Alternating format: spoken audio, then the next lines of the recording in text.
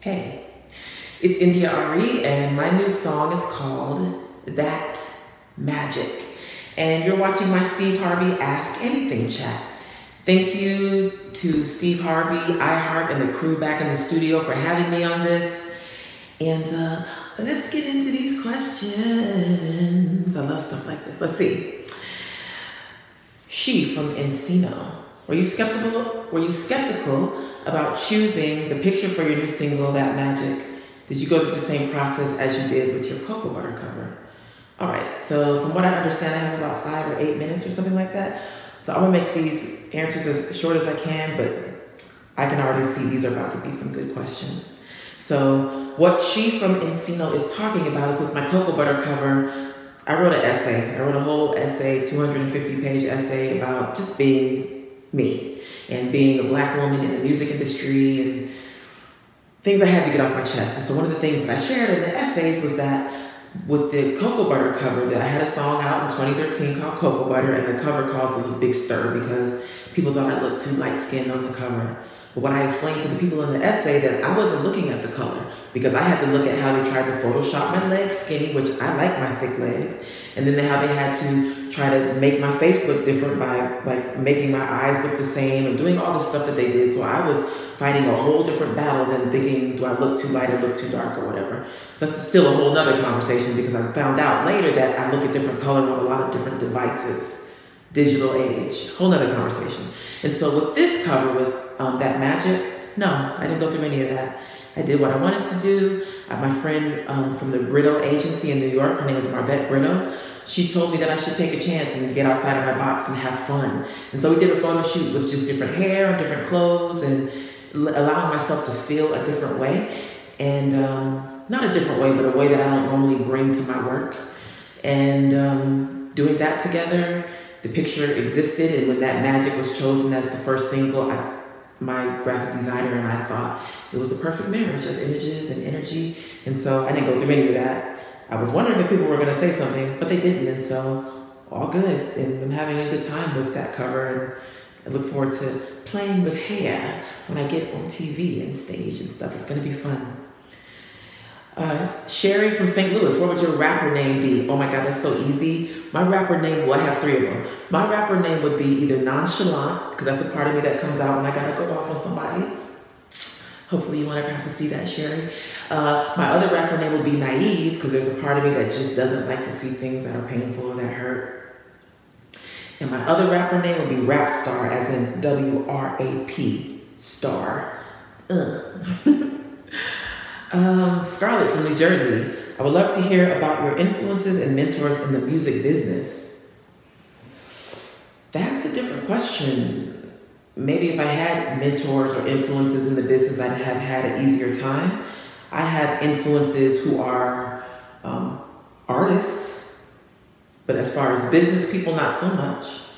But as for influences as an artist, although you didn't ask this, I'm not sure what you were really asking, but my influences in the business, outside of the music, just watching how certain people move. Stevie Wonder has been important to me just as a person who helps me to remember just how things can be in the industry. We were on the same label, you know, Stevie Wonder is Motown, or he was. Now we're both off Motown, and even taking that journey somewhat together has been very helpful to me. Okay, Scarlett from New Jersey asked, I would love to hear about your influences and mentors in the music business. On the business side, I can't say that I have any. Not off the top of my head. I think if I had some, maybe this would be easier.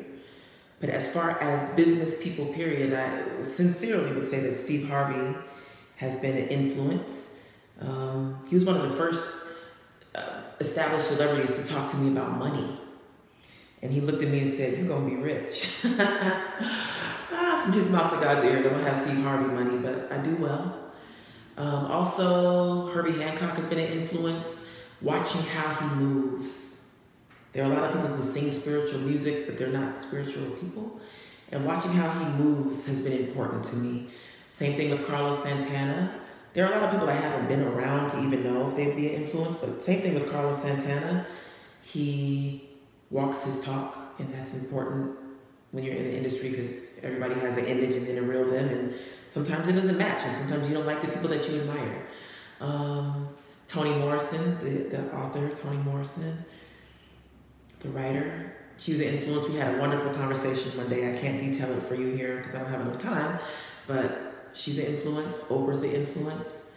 You said music business. I realize I'm not. But when I think about business, period, I apply that to music. There's probably a lot more. I think that's the best answer I got. Let's see. Who is your alter ego when you perform? I don't have an alter ego when I perform. I go out as me, and depending on who comes out is who comes out. Every once in a while, Nonchalant will come out. Every once in a while, Naive will come out. But Nonchalant comes out a lot because she takes care of business. But when I'm on stage, I really am just all me, unless somebody makes me mad or I have to go into boss mode. But when I'm on stage, I'm all me. And that's one of the times when I am all me, because I'm doing what I believe to be my life's work, and so I bring myself to it. What else y'all got? Tina from Queens, if you were invited to be on Dancing with the Stars, who would be your partner? You know, it's funny, I did not look at these questions, and I thought it would be fun if I just click them and look at them and try to answer. I don't know who would be my celebrity partner for Dancing with the Stars. Like, I don't even know how that works. Oh, you can have a celebrity partner. My celebrity partner for Dancing with the Stars would be...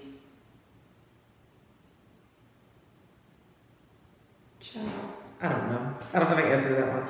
Let's see. Monica from Indianapolis. Can you recreate the pose from your driver's license?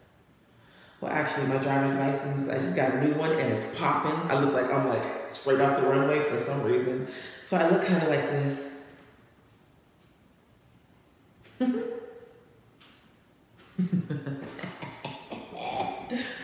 I just want everybody to know also, today is my birthday, so I'm acting as illuminated as I feel.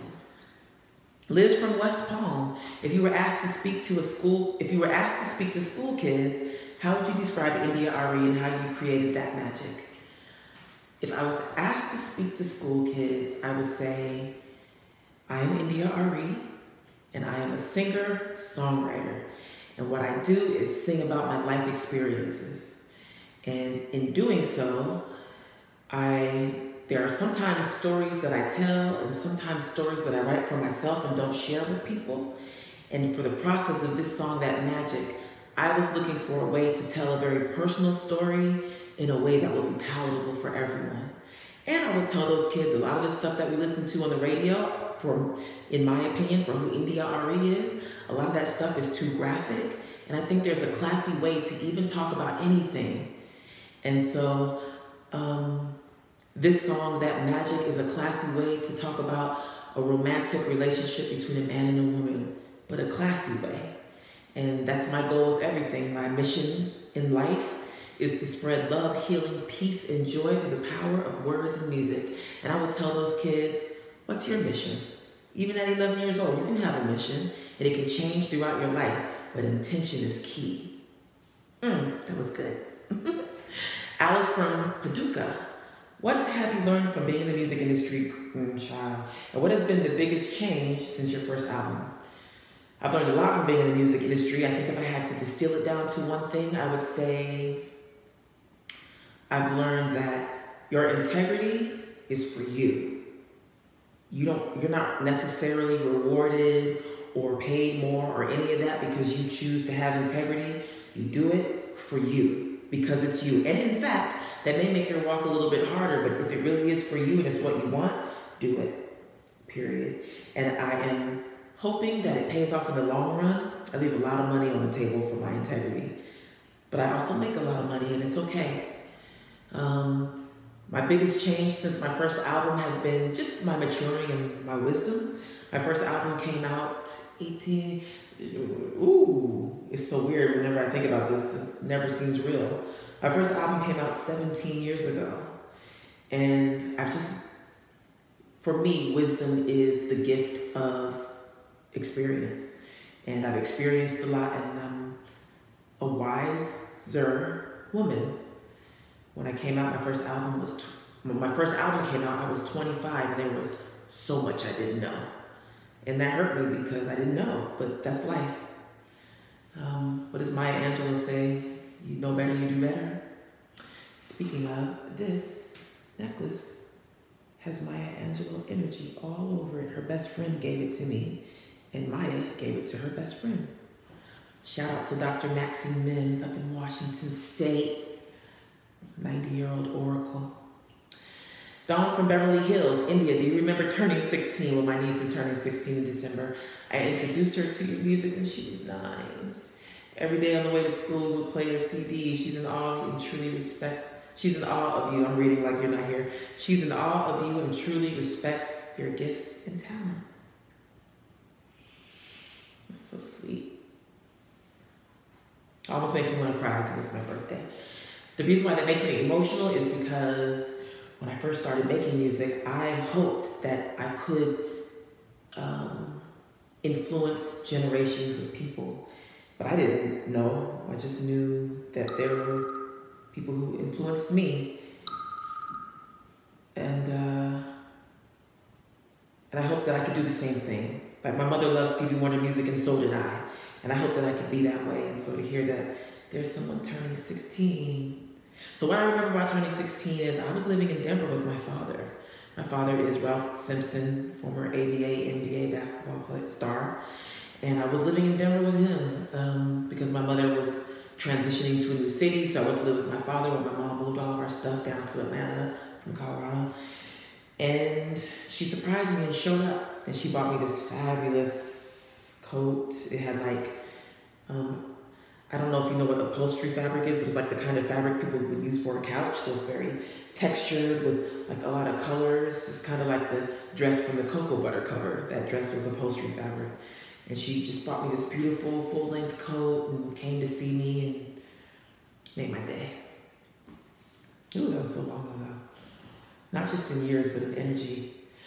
Well, I think that's my time. I naturally clicked the final screen here. I don't know how many of your questions I got to. I enjoyed doing this, and I hope that we get to do it again. I hope it's not too echoey in here, because I'm in my new house.